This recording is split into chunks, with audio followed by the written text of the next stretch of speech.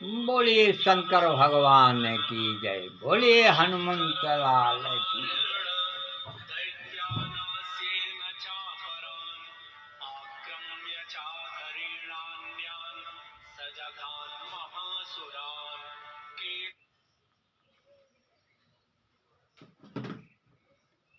बोलिए हनुमंत लाल की जय। बोलिए आदि शक्ति माता जगत जननी जगदम्बा की जय।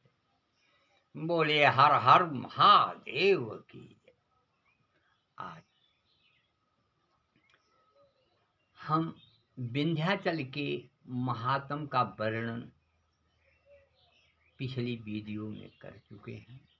अब आज हम उस महात्म के विषय में माता लक्ष्मी भगवान विष्णु को देखा कि 4 भुजा का वरदान और दिव्य स्वरूप ये कहाँ से इनको मिला। यह सोच करके माता लक्ष्मी ने विष्णु भगवान से पूछा कि प्रभु ये कैसे कहाँ।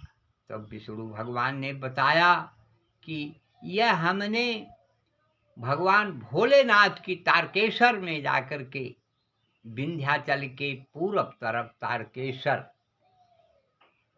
स्थान है, तारकेश्वर शिवलिंग है, वहाँ मैंने जाकर के तपस्या किया और तपस्या में मैंने फूल अर्पण किया।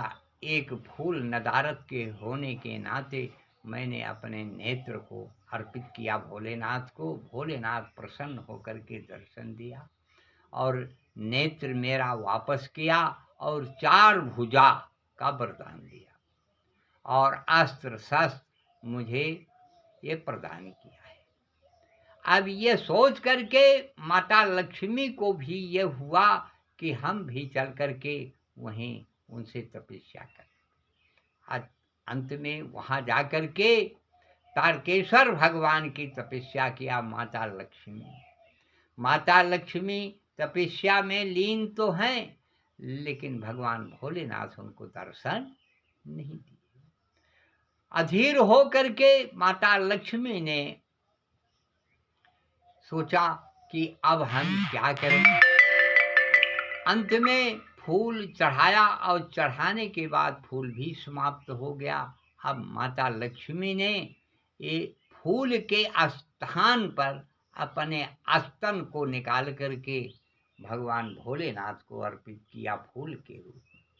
कहा उस समय भोलेनाथ प्रकट हो करके माता लक्ष्मी को आशीर्वाद दिया, हे देवी जाओ भुवन में तुम विश्व मोहिनी के रूप में भुवन में विश्व मोहिनी के रूप में प्रकट होगी और 4 भुजा से और हाथों में कमल अस्त्र सब तुम्हारे विद्यमान रहेगा। भगवान भोलेनाथ ने यह वरदान दिया। अब लक्ष्मी घर आकर के जब विष्णु भगवान ने देखा कि भगवान भोलेनाथ को माता प्रसन्न करके लक्ष्मी आज यह वरदान पा गई हैं, तो भोले विष्णु भगवान भी प्रसन्न हो करके और माता लक्ष्मी से कहा देवी धन्य हो।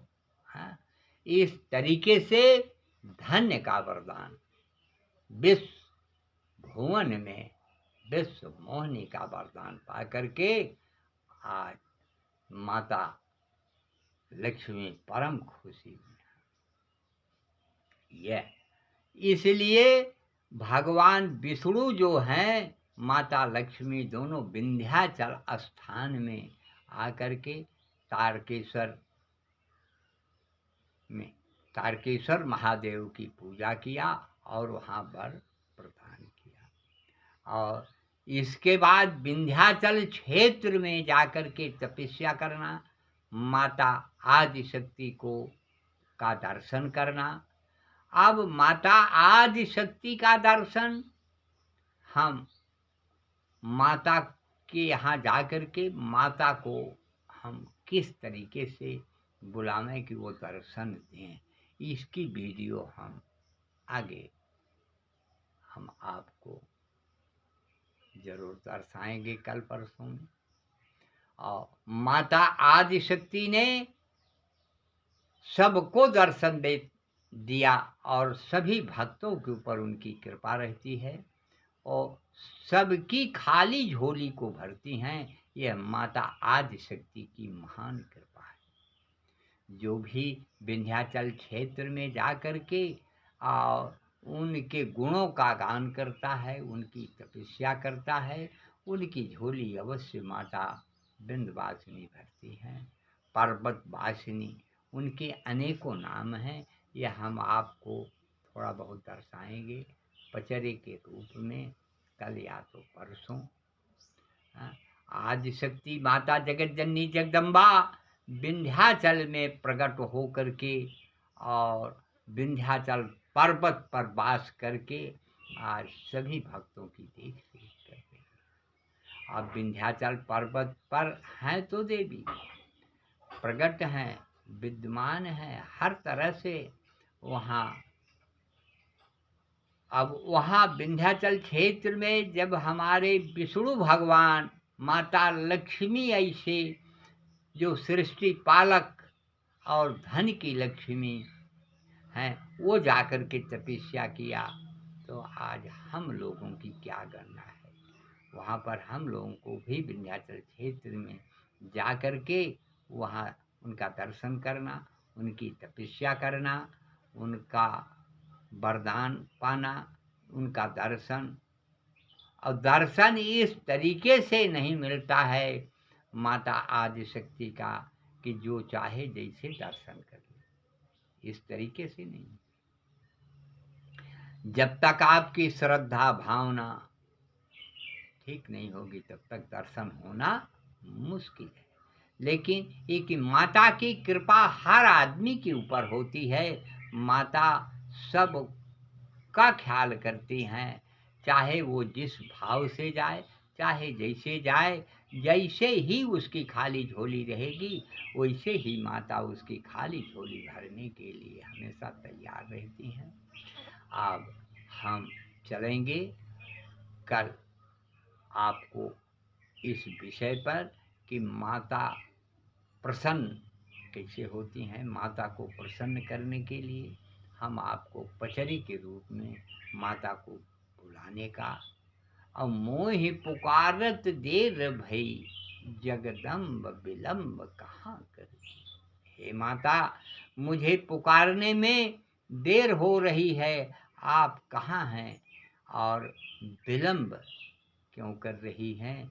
इसके लिए आपके यहाँ ज्योति जो है, जगमग ज्योति जल रही है, इसी के ऊपर हम आपको कल पचरी के रूप में माता विंध्यवासिनी को थोड़ा सा दर्शाएंगे। इसके बाद फिर आगे चल कर के जो कुछ होगा हम विंध्यवासिनी के ऊपर उनका हवन कुंड, उनकी और सब महिमा का भी वर्णन करेंगे। माता विंध्यवासिनी के यहाँ हवन कैसे प्रकट हुआ और क्यों हवन इतना 10 फीट गहरा, 8 फीट गहरा हवन कुंड और कम से कम 5 बाई 7 बाई का हवन कुंड ये बना। इसके विषय में हम जो हमको जानकारी है वह हम आपको कल इसके विषय में जरूर चर्चा करेंगे। और विंध्यवासिनी क्षेत्र में, विंध्याचल क्षेत्र में जो भी व्यक्ति आदिशक्ति के यहाँ जो भी कामनाओं को लेकर के जाता है, उनका दर्शन करता है, उनके आज गंगा स्नान करता है, गंगा का फल, आदिशक्ति का फल उसको अवश्य प्राप्त होता है, इसमें संदेह नहीं है। भक्त लोग जा कर के वहाँ तारकेश्वर महादेव का दर्शन करते हैं, अष्टभुजी का दर्शन करते हैं, माता विंध्यवासिनी का दर्शन करते हैं, क्षेत्र में घूम घूम करके आदिशक्ति को नमन करते हैं और उनका दर्शन करते हैं और अपनी खाली झोली भर करके अपने घर आते हैं। पुत्र, धन, पुत्र जो भी जो इच्छा होती है।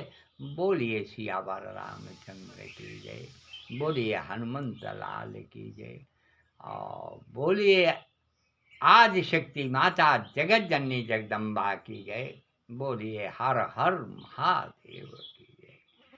कथा विसर्जन होत है, सुनहु देव मन लाए, जो प्रभु जहाँ से आए तहाँ का करो बयान।